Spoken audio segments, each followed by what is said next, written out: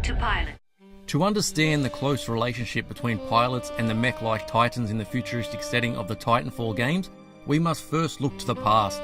The frontier war of Titanfall and what was to come in the sequel would come from a talented development team who first made a name for themselves with the game Medal of Honor Allied Assault in 2002, with the development studio known as 2015 and published by EA.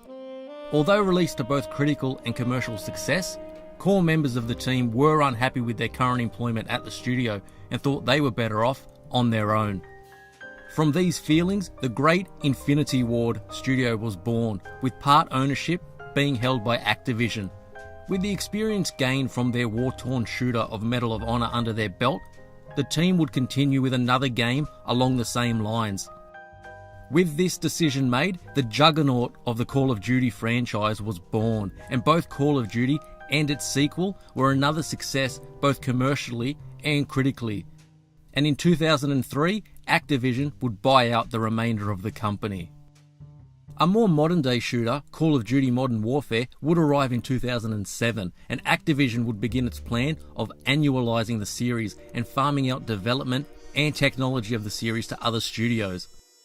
With the sequel of Modern Warfare 2 releasing in 2009 and becoming the biggest launch in entertainment history at the time, things were starting to change behind the scenes, with tension between Activision and Infinity Ward rising, which would pave the way for what we know as Titanfall and the birth of Respawn Entertainment.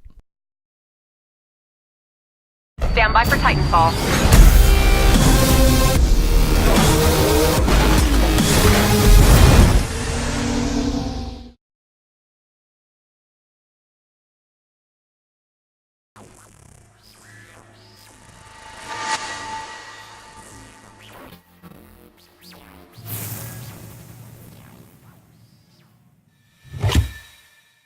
With Activision eager to get started on another title in the series, Activision sat down with Infinity Ward co-founders Vince Zampella and Jason West to discuss the next move.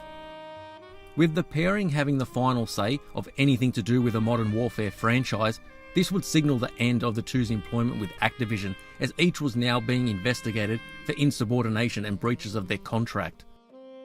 With multiple lawsuits being filed between the developers and Activision, Zampella and West were now after funding for their new studio. That journey would lead them to EA, the publisher of the Medal of Honor series. Infinity Ward would see many resignations once Respawn was announced, and many of those who worked on Call of Duty wanted to move across to the new studio.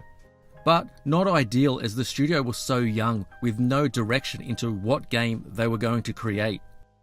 Game ideas were spoken of that covered several genres, themes and concepts, and initial concept drawings were created for some, but nothing that would go on to form the basis of a game.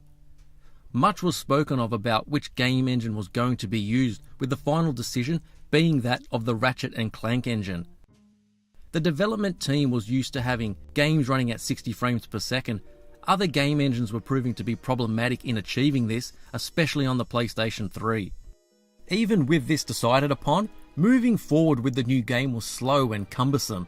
Respawn still didn't have much of what was needed for the studio to function properly in terms of equipment and to get development of the game underway.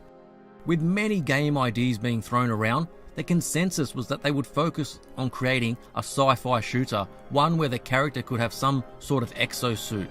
With physical scaled models both of the player character and the exosuit, due to the lack of computer equipment in the offices, lead artist Joel Emsley would have a small army man toy sat beside this exosuit model. With it towering over the small figurine, the Ogre Titan that would appear in the game had become a reality. But with game progress still slow, developers were trying to grow accustomed to crafting this first-person shooter within that Ratchet & Clank game engine. The development tools were mostly unfamiliar to the team, so the decision was made to move back to Valve's Source engine. With Portal 2 being released on the PlayStation 3 with no issues, Respawn felt it was in the best interest of the game, but would mean many months of work would become incompatible with the new engine. With so much time lost, it was obvious that this class-based sci-fi shooter would not consist of the single-player and multiplayer experience, especially when all they had was a single-level prototype. With internal reception regarding the single-player prototype less than stellar and not meeting their goals, and somewhat of a disappointment compared to Medal of Honor and Call of Duty, discussion once again was about making this game multiplayer only. The decision was made even more difficult with internal struggles within the company, especially between founders West and Zampella, who were still caught up in legal proceedings with Activision. Respawn would create a somewhat hybrid of single player and multiplayer, but in essence, this was almost purely a multiplayer shooter without the traditional campaigns gamers were used to. With money running out and the relationship between the two founders fracturing, it was apparent that Respawn only had the manpower to make the game for one console platform. With Microsoft reaching out to the developer about the hardware of the next Xbox system, which would later be called the Xbox One, Sony remained tight-lipped regarding their follow-up to the PlayStation 3.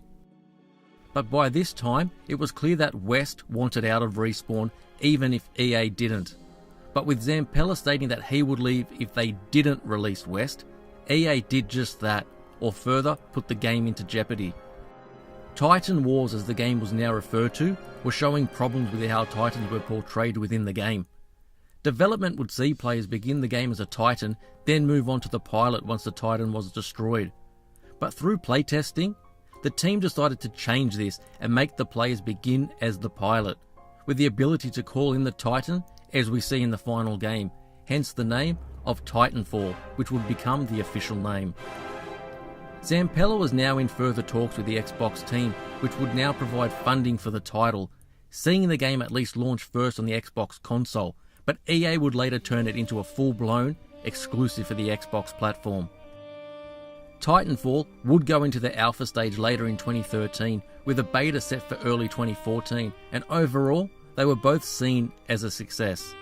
With generally positive reviews, the game was received well, but the lack of content and single-player campaign meant gamers would need to wait for a potential sequel before the franchise could live up to its potential.